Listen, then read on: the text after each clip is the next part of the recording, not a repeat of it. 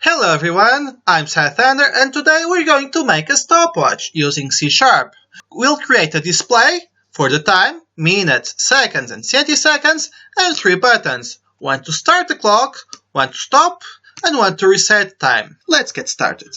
On this project we'll start by doing the design, by putting the numbers and the buttons, and then we'll add the timer object to keep track of the time for us, and finally we'll add the code to give the button some actions and to update the time on the screen.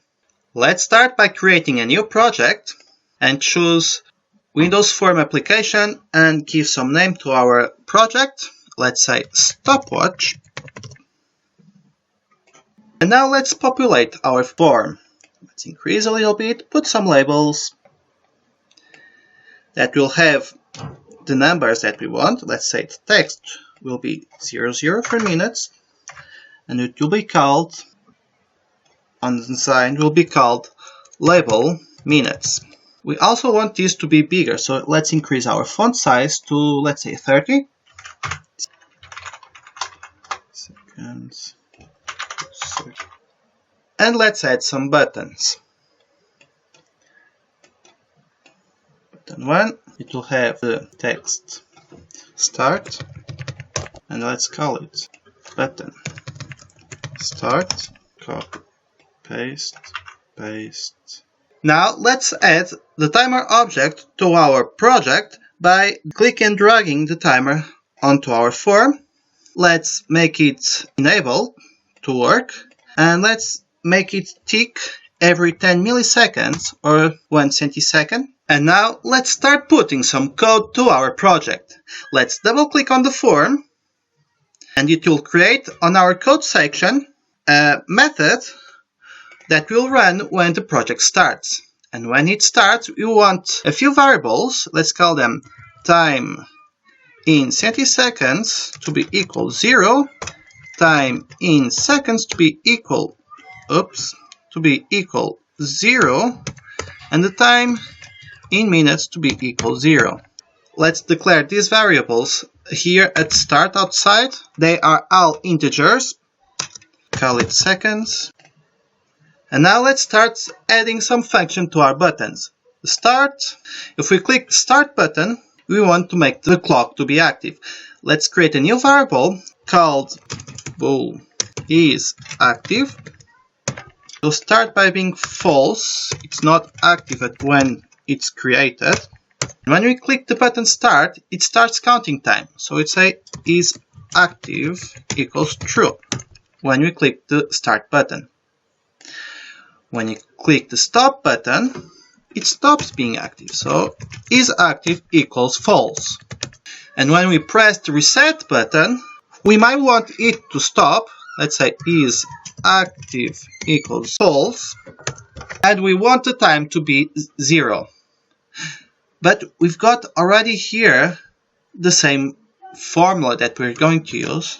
So let's create a new function so we don't have duplicated code. Let's call this function reset time. It will give error, so let's press Ctrl and dot and let it generate for us the function reset time.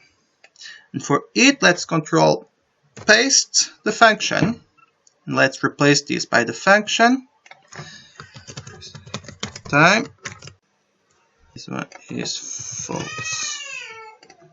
Now we want to connect our code with the timer. So let's go back to the form and double click on the timer. It will create a function for us that will run every time it ticks. Now, we've set it to tick 10 times per millisecond or once each centisecond.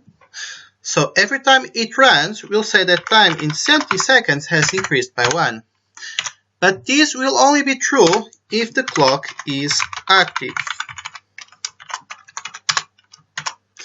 Now, when the time in centiseconds reaches 100, it means that 1 second has passed. So the time in seconds is incremented by 1 and the time in centiseconds is rejected. Now, if the time in seconds reaches 60, what happens? That's right, it means that a minute has passed. So let's increment minutes and reset the time in seconds.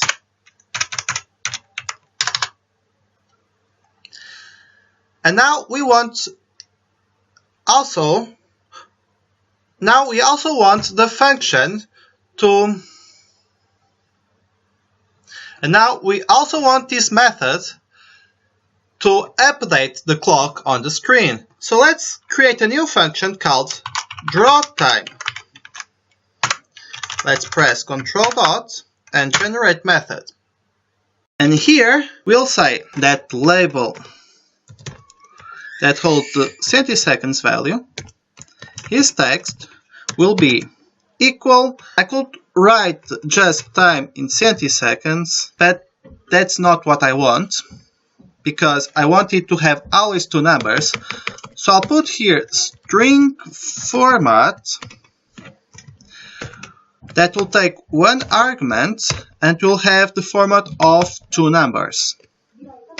And the argument that I'll put here will be time CS. Let's do the same for the other two. And now it should be ready. Let's get a look. And we see that we've got a problem here.